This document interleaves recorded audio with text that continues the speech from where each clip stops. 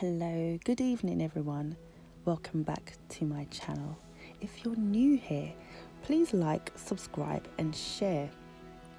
Today I'll be reading a book called Big Bear, Little Brother by Carl Norac.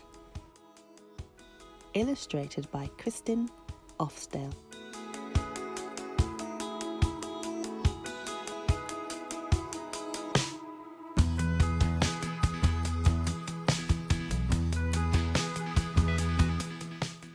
On the ice, with the wind blowing gently, Big Bear stopped running. How wonderful it was to be still, to close his eyes, to dream. Suddenly he heard a cry from the cliff above. Who was it? Was it a hunter? He looked up quickly. A child was tumbling through the sky, just like a snowflake. He must have slipped and fallen. He'd be crushed on the hard ice. Big Bear ran, dived, and caught him safely in his huge paws.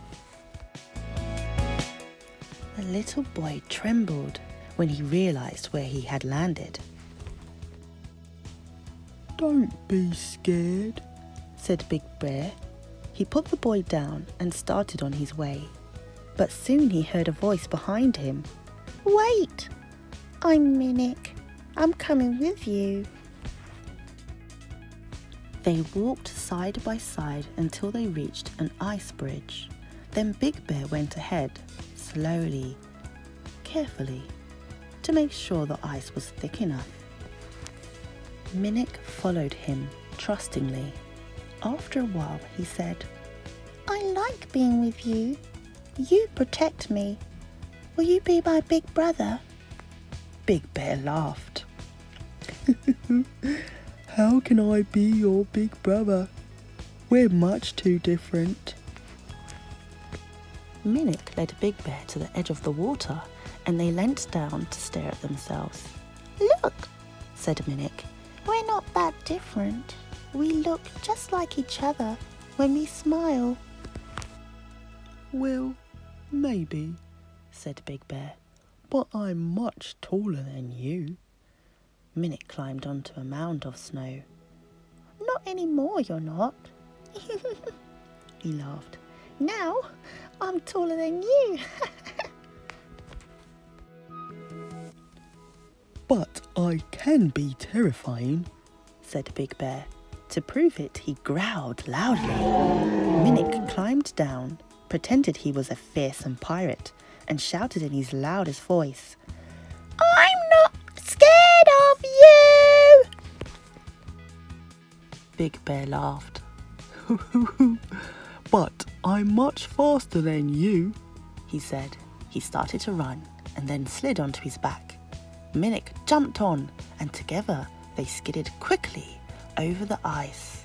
"Look, I'm as fast as you!" Minnick cried.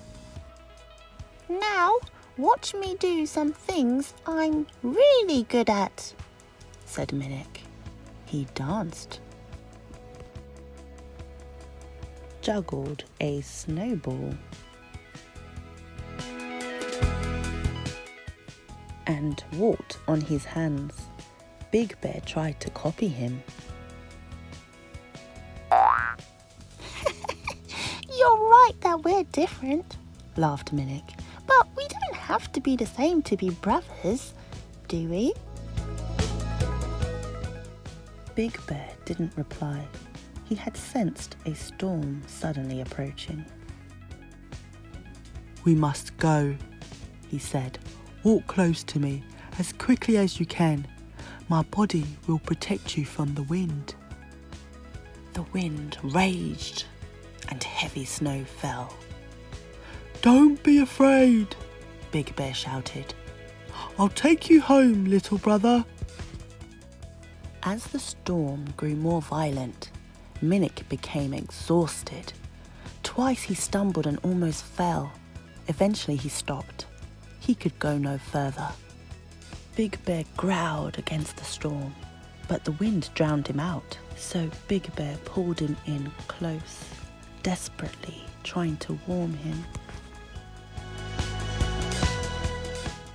Just then, a bright light shone in front of them. Headlights. A man appeared on a sled. Big Bear stopped dead. This must be a hunter, and he was angry. But Minnick threw himself in front of Big Bear. "Now it's my turn to protect you, big brother," he said. Then suddenly Minnick ran towards the hunter. "It's Daddy!" he shouted. "Daddy, stop! It's okay!" Minnick, my little boy, cried his father. I've looked everywhere for you. Are you all right? Minnick didn't reply. He had seen Big Bear turning to leave. "Wait, big brother!" he cried. He ran to him and held him tight.